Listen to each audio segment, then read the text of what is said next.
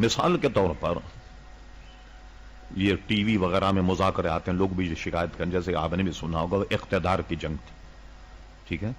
اب رہا سب سے پہلی بات تو یہ ہے کہ وہ جو صحابہ کرام علیہم رضوان کا طرز عمل خلافت راشدہ کا چلا آ رہا تھا، تو اس میں جیسے ہمارے یہاں ووٹ ڈالے جاتے ہیں، اس میں ان کی بیعت کی جاتی، تمام صحابہ کرام جو ہیں ان کی بیعت کریں تو بیعت ہوتی۔ اب حضرت امیر معاویہ رضی اللہ تعالی عنہ نے یزید کے لیے جب بیعت لی تو یہ بھی سن لیجئے تاکہ یہ غبار بھی نہیں رہے، بہت سے حضرات امیر معاویہ پر تبرہ کرتے ہیں، انہیں اپنے بیٹے کو نامزد کیوں کیا؟ جس وقت انہوں نے یزید کو نامزد کیا کہ میرے بعد یہ خلیفہ ہوگا یا امیر ہوگا، اس وقت تک یزید میں کوئی خرابی موجود نہیں تھی۔ امام جلال الدین سیوطی نے تاریخ الخلفاء میں اس بات کو نقل فرمایا کہ جب حضرت امیر معاویہ نے یزید کے لیے تجویز کیا کہ اس کی بیعت لی جائے، تو امام سیوطی نے وہ دعا تاریخ الخلفاء میں نقل کی۔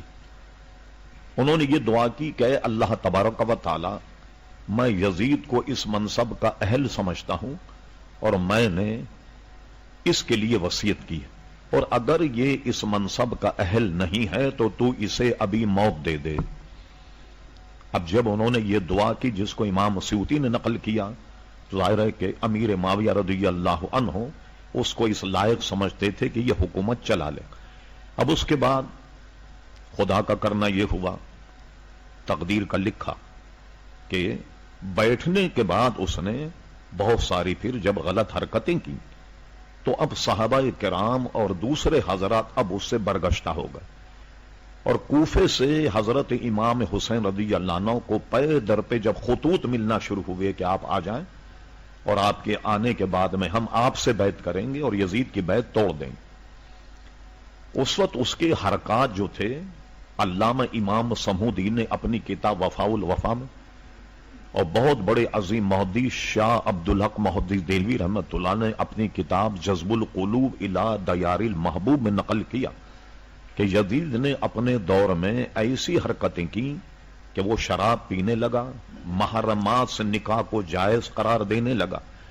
اس کی ان حرکتوں سے حضرت عبداللہ ابن حنظلہ جو صحابی رسول شاہ عبدالحق محدث دہلوی رحمۃ اللہ علیہ جذب القلوب میں ان کا یہ قول نقل کیا کہ ہم نے یزید کے خلاف اس وقت تلوار اٹھائی، ہمیں یہ خطرہ ہونے لگا تھا کہ اس کے کرتوت سے کہیں اللہ تعالیٰ آسمان سے پتھروں کی بارش نہ کر دے، اس لیے ہم نے اٹھایا اور امام حسین کو لکھا۔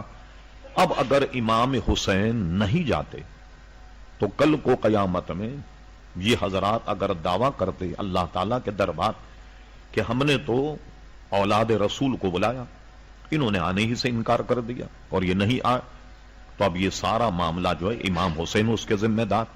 امام حسین رضی اللہ عنہ نے اپنی ذمہ داری نبھاتے ہوئے پہلے مسلم بن عقیل کو روانہ کیا۔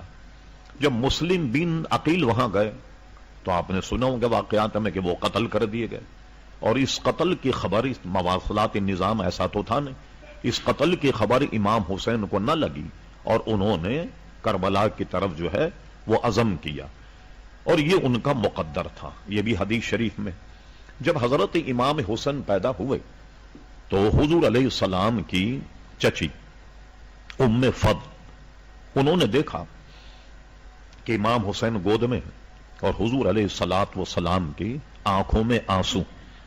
حضرت ام فضل نے کہا یا رسول اللہ صلی اللہ علیہ وسلم، یہ تو خوشی کا موقع کہ نواسا پیدا ہوا آپ کے یہاں۔ تو حضور نے فرمایا کہ واقعی نواسے کا پیدا ہونا خوشی کا موقع، مگر جبریل علیہ السلام نے مجھے یہ خبر دی کہ تمہارے اس نواسے کو تمہاری امت شہید کر دے گی۔ اور ایک روایت میں کہ جبریل امین نے جہاں آپ شہید ہونے والے تھے اس کی مٹی بھی لا کر، اور وہ مٹی حضرت ام سلمہ ام المومنین کے پاس رکھی رہی، اور یہ بھی روایت میں کہ جس دن امام حسین شہید وہ مٹی سرخی مائل ہو گئی۔ اب چونکہ یہ مقدر تھا، اور بعض ایسی چیزیں ہیں جیسا کہ کتاب الدعوات ابن ماجہ شریف میں حدیث ہے کہ مقدر کو کوئی چیز نہیں بدلتی مگر دعا. دعا جو ہے یہ مقدر کو بدل دیتی ہے، یعنی تقدیر کو بدل دیتی. لیکن اس میں باب تقدیر، تقدیر پر جو باب ہے اس میں یہ ہے کہ تقدیر یا قضاء اور قدر جو ہے یہ دو قسم کی ہوتی. ایک ہے مبرم اور ایک ہے غیر مبرم. ایک تقدیر کی قسم وہ ہے جو کسی کے دعا سے یا تدبیر سے بدل جاتی، لیکن ایک تقدیر کی قسم یہ ہے کہ جو بالکل اٹل ہے. کوئی نبی بھی اگر کہے تو وہ نہیں بدلتی، یا نبی کو روک دیا جاتا ہے اس کے لیے آپ دعا مت کریں. مثلا حدیث شریف میں حضور علیہ السلام نے فرمایا میں نے اللہ تبارک و تعالیٰ سے 3 دعائیں مانگی، 2 قبول ہو گئیں، ایک سے منع کر دیا. یا منع کر دیا مراد قبول نہیں ہوئی نہیں، بلکہ 2 دعائیں کی کہ میری امت پر ایسا عذاب نہیں آئے جیسے پوری پوری آبادیاں الٹ جاتی تھی. ایک قوم کو جبریل امین نے آن کر ایسے زمین میں اپنے پروں کو دھسایا اور آسمان پر لے جا کر اس قوم کو اوندھا دیا. ایک قوم ایسی تھی جو بندر بن گئی. کہا یہ عذاب میری امت پر نہیں آیا، فرما قبول. چہرے امت کے مسخ نہ ہو، فرما یہ بھی قبول. اب حضور یہ دعا کرنے والے تھے کہ میری امت میں تفرقہ نہ، اختلاف نہیں. دعا کرنے سے پہلے اللہ تعالیٰ نے روک دیا کہ میرے حبیب یہ ہونا ہے، یہ مقدر ہے، اس لیے آپ اس کی دعا مت کیجئے. تو کوئی اس میں غیر محقق آدمی انہوں نے کہہ دے ایک دعا قبول نہیں ہوئی، ایسا نہیں. مستجاب الدعوات ہوتا ہے ہر نبی. دعا کرنے سے پہلے روک دیا گیا کہ آپ یہ دعا جو ہے وہ مت کیجئے گا. تو یہ ملیں گی آپ کو حدیثیں کہ اللہ تعالیٰ حسین کو صبر دے، اجر دے، استقامت دے. مگر نے یہ دعا نہیں کی کہ اللہ تعالیٰ یہ جو کٹھن امتحان ہے اس سے امام حسین کو محفوظ فرما. یہ دعا نہیں. کیوں دعا نہیں کی؟ یہ مقدر تھا. ایک بات. اب رہا کہ جب ان لوگوں نے خطوط لکھے تب امام حسین گئے تاکہ اللہ تبارک و تعالیٰ کے یہاں جواب دہی سے بچ جائیں. اس لیے یہ جنگ اقتدار کی نہیں تھی بلکہ دین کی بقا اور دین کی ترویج کے لیے حضرت امام حسین رضی اللہ تعالیٰ عنہ گئے. اور جو یہ کہتا ہے کہ اقتدار کی جنگ تھی وغیرہ وغیرہ، کیا اقتدار کی جنگ کرنے کے لیے 72 آدمی ساتھ لے جاتا آدمی؟ آپ اگر پاکستان ہندوستان سے جنگ کرے تو کیا 80 آدمی ساتھ لے جائے، یا 72 یا 82 آدمی ساتھ لے جائے گا؟ یہی اس بات کی علامت ہے کہ اقتدار جنگ ہوتی تو لاؤ لشکر ہوتا، پورا صحابہ کرام رضوان کا جو کوفے پہ حملہ کر تہس نہس کر دے. لہذا اقتدار کی جنگ نہیں تھی، خالصتاً دینی تھی، حضور علیہ السلام کے دین کو بچانے کی اور اس کے احیاء کی جنگ تھی. یہی وجہ کہ آج بظاہر یزید نے فتح حاصل کر لی، امام حسین کو شکست ہو گئی جیسا کہ ہے واقعات.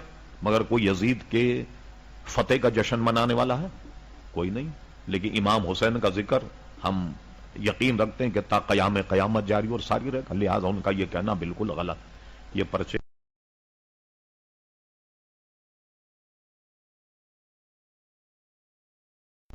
مولانا محمد علی جوہر کا شعر ہے جہاں تک میرے علم میں ہے کہ قتل حسین اصل میں مرگ یزید ہے، اسلام زندہ ہوتا ہے ہر کربلا کے بعد. کوئی اس قسم کا واقعہ جب ہو جائے، یعنی ایک مجموعی طور پر کوئی شہادت یا کوئی ایسا معاملہ، تو اس سے آدمی یہ نہ سمجھے کہ اسلام مردہ ہو گیا، بلکہ اسلام اس سے زندہ ہوتا. مثال کے طور پر سب سے پہلا مارکہ غزوہ بدر کا ہوا. بظاہر اس میں 14 صحابہ کرام علیہم رضوان شہید ہوئے اور 70 کافر مارے گئے. ایک مختصر جماعت تھی، اور اگر وہ شکست کھا جاتی تو کیا ہوتا؟ حدیث شریف میں ہے کہ حضور علیہ السلام نے غزوہ بدر کی رات پوری جاگ کر گزاری، اور حضرت صدیق اکبر نے دیکھا کہ آپ نے طویل سجدہ کیا اور آپ کے دوش اقدس پر جو چادر تھی وہ نیچے گر گئی. صدیق اکبر رضی اللہ عنہ نے کہا یا رسول اللہ صلی اللہ علیہ وسلم آپ اپنا سر اٹھائیے، اور اللہ تبارک و تعالیٰ نے جو آپ سے وعدہ کیا یعنی فتح و نصرت کا وہ پورا فرمائے گا. حضور علیہ السلام سجدے میں اللہ تعالیٰ کی بارگاہ میں یہ ملتجی تھے کہ اللہ تبارک و تعالیٰ اگر یہ مٹھی بھر جماعت کو شکست ہو گئی پھر دیکھ لے قیامت تک تیرا نام لینے والا کوئی نہیں ہوگا. یعنی اتنی کم تعداد تھی مسلمانوں کی، اور اس کے بعد آپ نے دیکھا کہ جب کفار مشرکین کو شکست ہوئی تو ان کی کمر ٹوٹ گئی اور اسلام زندہ ہوا، اور یہاں تک کہ پھر فتح مکہ ہوئی۔ فتح مکہ کے بعد دنیا میں اسلام پھیلنا شروع ہوا۔ ایک اندازہ بتایا جاتا ہے کہ حضرت فاروق اعظم رضی اللہ عنہ کے زمانے میں جب ان کا وصال ہوا تو ان کے وصال پر سلطنت عثمانیہ تقریباً 27 یا 28 لاکھ مربع میل پر مشتمل تھی۔ کہ اللہ تبارک و تعالیٰ نے جو غزوے ہوئے اس میں قتل و غارت ہوا، صحابہ کرام شہید ہوئے، لیکن ہر ایسے معاملے پر آپ نے دیکھا کہ اسلام ترقی کرتا۔ اس لیے حضور علیہ السلام کا ارشاد بھی کہ دین کی عظمت بڑھتی ہے جہاد سے، جہاد کرو۔ اور ظاہر ہے کہ جہاد کے پھر شرائط ہیں۔ جہاد ایسا نہیں کہ کوئی ایک دو مولوی بیٹھ کر کے لکھ دیں کہ جہاد، ہزاروں لاکھوں لوگوں کی جانوں کا مسئلہ ہوتا، پورے ارباب حل و عقد چوٹی کے علماء بیٹھ کر کے یہ فیصلہ کریں کہ یہ جہاد، تب جہاد فرض ہو جائے تو اپنے منصب کے مطابق جو ہے وہ جہاد میں حصہ لیا جائے۔ تو یہ مطلب ہے کہ اسلام زندہ ہوتا ہے ہر کربلا کے بعد۔ جی اور کوئی سا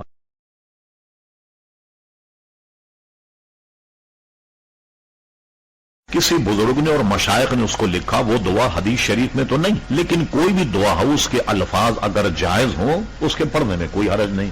جیسا کہ آپ نے شاید اسی طرف اشارہ کیا، کہتے ہیں کہ بھئی یہ دعا اگر پڑھ لی جائے تو آئندہ محرم تک وہ زندہ رہے گا، یہ کہا جاتا ہے، ٹھیک ہے نا، لیکن یہ بھی ایک دعا اور اس کے فضائل میں یہ بات موجود ہے۔ اور کہتے ہیں کہ جس وقت موت آ جائے تو یا تو دعا ہی بھول جائے گا، یا یہ نہیں کہ بھئی اسرائیل علیہ السلام سے کہ میں نے تو دعا پڑھی تم پہلے کیسے آ گئے، یہ تو نہیں ہوگا۔ لیکن موت کا وقت تو ایک مقرر ہے اور وہ چاہے اب دعا پڑھے یا نہیں۔ اس کی ایک چیز میں بتاؤں آپ کو، جب قضا آتی ہے تو آدمی سب بھول جاتا۔ حضرت سلیمان علیہ السلام ہدہد کو اپنے لشکر میں رکھتے تھے، اس میں خوبی کیا تھی؟ چھوٹا سا جانور ہے، چڑیا جتنا، لیکن وہ لشکر میں ہوتا۔ مفسرین نے لکھا کہ ہدہد میں یہ خوبی ہے کہ جب سلیمان علیہ السلام ایسے آسمان پر اڑتے ہوئے جاتے، وہ اتنے دور سے جھانک کر کے زمین میں پانی دیکھ لیا کر، پانی کہاں، اور وہ مشورہ دیتا سلیمان علیہ السلام کو کہ آپ یہاں لشکر اتار دیں اور جب کھدائی کریں گے تو پانی یہاں موجود ہے۔ اس سے پوچھا گیا کہ یہ بتاؤ کہ تم بادلوں پہ پرواز کرتے ہوئے پانی کو دیکھ لیتے ہو، جب جال میں پھنستے ہو تو اتنا جال نظر نہیں آتا؟ کہ نہیں، جب قضا آتی ہے تو جال نظر نہیں آتا، آسمان کی سطح پہ جو ہے وہ پانی نظر آ جاتا، مگر جب موت آتی ہے تو جال نظر نہیں آتا۔ تو یعنی یہ نہیں کہ اگر وہ دعا پڑھ لے تو اس بات کی ضمانت ہے کہ وہ مرے گا ہی نہیں، ایسا نہیں ہے، ایک فضیلت ہے، اس کو پڑھا جائے، ہو سکتا اللہ تعالیٰ اس کے 1 سال اور اس کی عمر بڑھا دے۔ پھر اسی کو آپ دوبارہ ذہن میں رکھیے، قضاء اور قدر جو 2 قسم کی ہے وہ پہلے آپ اس کو سن چکے، اور رہا اس کے فضائل اور مناقب، تو اس میں یوم عاشوراء کی فضیلت صحیح ستہ میں حدیث ہے کہ حضور علیہ الصلوۃ والسلام ہجرت فرما کر جب مدینہ منورہ آئے تو یہ پہلا سال تھا۔ جب محرم آیا 10 تاریخ تو صحابہ نے حضور سے کہا یا رسول اللہ صلی اللہ علیہ وسلم، یہاں کے یہود روزہ رکھتے ہیں۔ ان سے پوچھا گیا تو انہوں نے کہا کہ اللہ تبارک و تعالیٰ نے 10 محرم کو بنی اسرائیل کو فرعون کے شکنجے سے نجات دی، اس لیے دن مناتے، یہ روزہ رکھتے۔ جیسے بہت سے لوگ کہتے ہیں نا جی دن منانا ناجائز ہے، یہی میلاد النبی منا رہے ہیں، 11ویں منا رہے ہیں، 6ٹھی منا رہے ہیں، وہ اس حدیث سے سبق لے۔ حضور علیہ السلام نے فرمایا کہ سبحان اللہ، موسیٰ علیہ السلام کا دن منانے کے تو ہم زیادہ حقدار ہیں، اس لیے وہ اللہ کے نبی اور ہم ان کو زیادہ جانتے ہیں، ان پر ایمان بھی رکھتے ہیں، ہم سب ایمان رکھتے ہیں، تو تم بھی روزہ رکھو۔ اور صحابہ نے کہا حضور اگر ہم بھی روزہ رکھ اور وہ بھی روزہ رکھ اس میں تو مماثلت ہو جائے گی۔ تو حضور نے فرمایا تم ان کی مخالفت کرو۔ عرض کی کیا مخالفت کریں؟ فرما تم 9 کو بھی روزہ رکھو اور 10 کو بھی روزہ رکھو، اور آئندہ سال اگر ہم رہے ہم 9 کو بھی روزہ رکھیں گے اور 10 کو بھی روزہ رکھیں گے، تاکہ ان کی مخالفت۔ ایک روایت میں یہ بھی ہے کہ فرعون سے تو نجات ملی بنی اسرائیل کو، اور آدم علیہ الصلوۃ والسلام اس دن دنیا میں بھیجے گئے، اور یہ بھی ہے کہ آدم علیہ السلام سے جو ایک نسیان و سہو ہو گیا، انہوں نے اللہ تعالیٰ کے دربار میں حضور علیہ السلام کے صدقے وسیلے سے دعا کی تو اسی دن ان کی توبہ قبول ہوئی۔ تو غرض یہ کہ بہت فضیلت ہے عاشورے کے روزے کی، کہ عاشورے کو روزہ کوئی صاحب اگر 2 نہ رکھ سکیں، اس پہ بھی علماء نے فرمایا اگر 9 کو نہ رکھ سکیں تو 10 کو رکھ لیں، مگر پھر بھی یہ روزہ نفل ہوگا، اگر کوئی نہ رکھے تو اس پر کوئی کسی قسم کی تنقید بھی نہ کی جائے کہ روزہ جو